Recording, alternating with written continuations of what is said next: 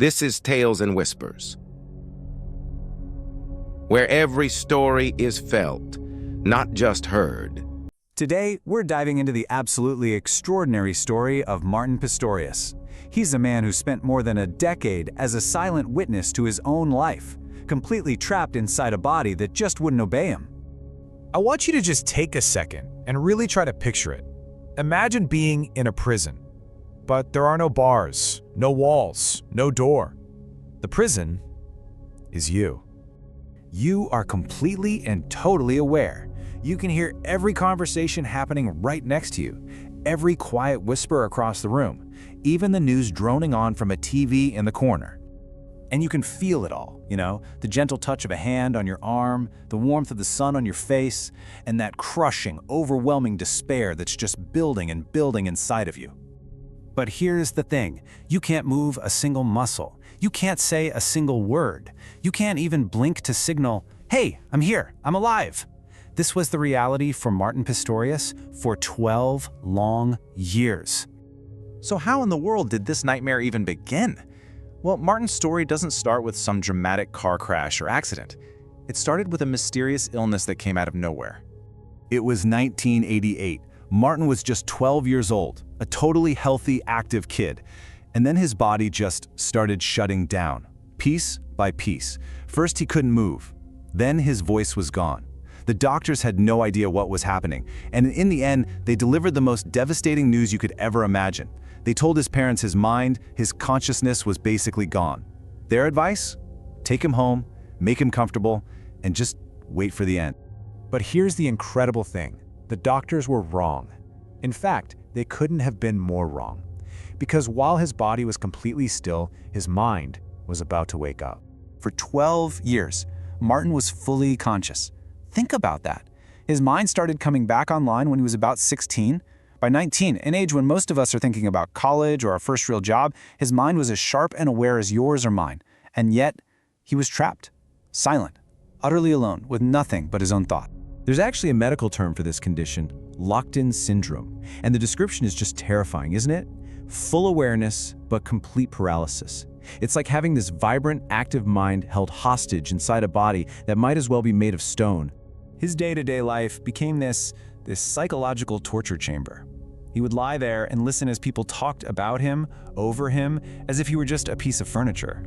In the care centers, he'd be parked in front of a TV watching the same children's shows on a loop for hours on end. Can you imagine the boredom, the screaming frustration?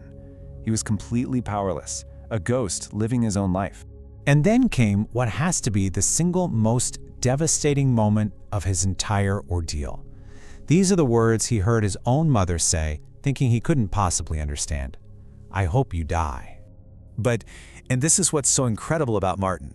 Even in that horrific moment, he didn't feel anger or hatred. He understood, he knew, somehow, that those weren't the words of a cruel woman. No, they were the desperate, heartbreaking cry of a mother who was just drowning in grief. A mother who truly believed her son was already gone. His capacity for empathy, even then, was just profound. So years and years passed in this silent prison. But then, after more than a decade of total darkness, a tiny flicker of light appeared. And it came from the most unexpected place. It all started with a new carer, an aromatherapist named Verna. And she saw something everyone else had missed. A tiny, almost imperceptible glimmer of recognition in his eyes. She just felt a connection. She became convinced that he was in there, and she fought for him. She insisted he be retested, and she just refused to take no for an answer. And finally, technology proved what she knew in her heart all along. The tests confirmed it, beyond any doubt. Martin Pistorius, the boy everyone thought was gone, had been there, listening, thinking, and waiting for over a decade. That discovery was everything. It was the key that finally unlocked his prison, and it marked the beginning of a long, incredibly difficult, but ultimately triumphant journey back to the world. So Martin learned to communicate again, using a computer, finally giving a voice to all those thoughts he'd held inside for so long. But he didn't stop there. Oh no, he went on to earn a degree in computer science. He got a job. He wrote a best-selling book about his experience. And in the most beautiful twist of all, he fell in love, he got married, and he became a father to his son Sebastian. From a body that was once like a tomb, he built this incredible, vibrant new life. You know, Martin's story is so much more than just an amazing survival tale. It really carries a deep, powerful message for every single one of us.